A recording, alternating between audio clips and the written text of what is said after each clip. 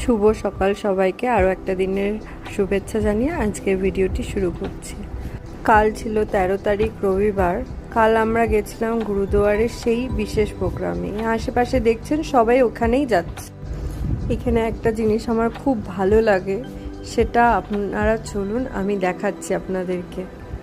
ওই যে সামনে ওইটা দেখা যাচ্ছে হচ্ছে চার্চ, তার সামনে মন্দির, আর ওই দিকটায় হচ্ছে মসজিদ আছে, আর মন্দিরের ঠিক পেছন দিকটায় আছে গুরুদুয়ার। এই যে চলে এসছি গুরুদুয়ারে।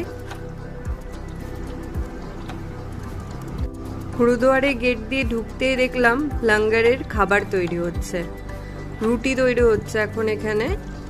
দেখুন কত রুটি তৈরি হচ্ছে। আমাদের এরিয়াতে যত সবাই ছিল মোটামুটি সবার জন্যই এখানে আয়োজন ছিল। এখানে প্রায় 4-5 হাজার লোকের রুটি তৈরি হচ্ছে।